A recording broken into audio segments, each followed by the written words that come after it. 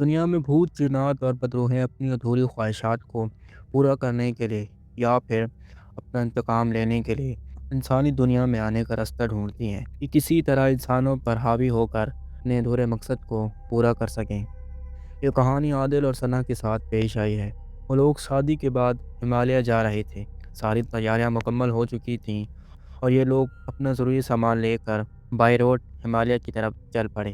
رات کافی ہو چکی تھی اور ہائی وے پر ان کی کار کے علاوہ کوئی بھی کار موجود نہیں تھی۔ روڈ کے دونوں سائڈ پر گھنا جنگل تھا اور ویران سڑک پر بس یہ دونوں لوگ اپنی کار میں تھے۔ عادل اور ثنا ایک دوسرے سے بات کر رہے تھے۔ عادل کا دھیان روڈ کی طرف سے ہٹ گیا تھا۔ اب یہ لوگ بات ہی کر رہے تھے کہ گاڑی کے ساتھ کوئی چیز ٹکرا گئی۔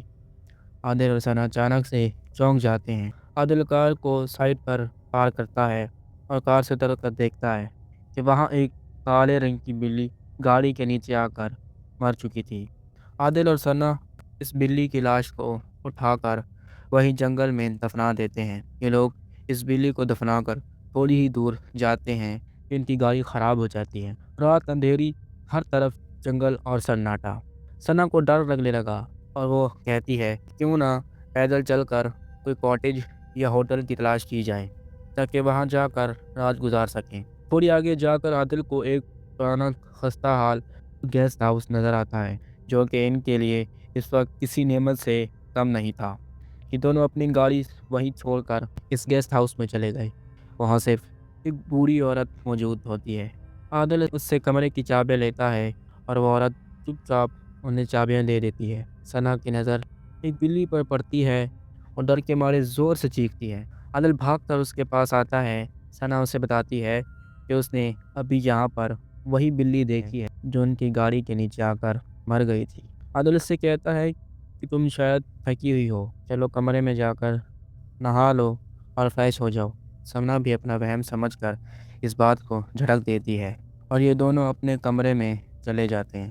ثنا نہا کر باتھ روم کے شیشے میں اپنے بال بنا رہی ہوتی ہے کہ اسے دوبارہ سے وہی کالی بلی اور اس بوڑھی عورت کا چہرہ نظر آتا ہے اور وہ ڈر کے مارے چیخ مارتی ہے۔ عادل باہر سے باتھ روم کا دروازہ زور سے پیٹ رہا ہوتا ہے لیکن ثنا باتھ روم میں بے ہوش ہو چکی تھی۔ وہ ریسیپشن پر جاتا ہے، وہاں سے ماسٹر کی لینے جاتا ہے تو دیکھتا ہے کہ وہاں کوئی بھی نہیں ہے اور دیوار پر کسی نے خون سے موت لکھا ہوا ہوتا ہے اور ایک کالے رنگ کی بلی کی لاش پڑی ہوئی ہے۔ یہ سب دیکھ کر اس کا چہرہ زرد پڑ جاتا ہے۔ وہ گھبراہٹ کے عالم میں ثنا کو لینے دوبارہ کمرے کی طرف آتا ہے۔ جیسے ہی عادل دروازہ کھول کر کمرے میں داخل ہوتا ہے تو دیکھتا ہے کہ ثنا کو ایک خوفناک چڑیل نے ہوا میں اٹھایا ہوا ہے۔ عادل رو رو کر کہتا ہے کہ ثنا کو جانے دو، ہم نے تمہارا کیا بگاڑا ہے؟ تب وہ چڑیل بتاتی ہے جو بلی ان کی گاڑی کے نیچے آ کر مر گئی تھی۔ وہ اس چڑیل کی بیٹی تھی اور وہ اپنی بیٹی کی موت کا بدلہ لینے آئی ہے۔ ثنا کا گلا چیر کر پھاڑ دیتی ہے اور اس کی گردن جسم سے الگ کر دیتی ہے۔ عادل بھی ثنا کی موت کے بعد وہیں خودکشی کر لیتا ہے۔ اب سوال یہ ہے کہ ان کی موت اس ہوٹل میں ہوئی لیکن ان کی لاشیں قبرستان میں کیسے ملیں، اور کیا یہ بدروہیں جانوروں کی شکل اختیار کر سکتی ہیں؟ اس سوال کا جواب آپ کمنٹ سیکشن میں دے سکتے ہیں۔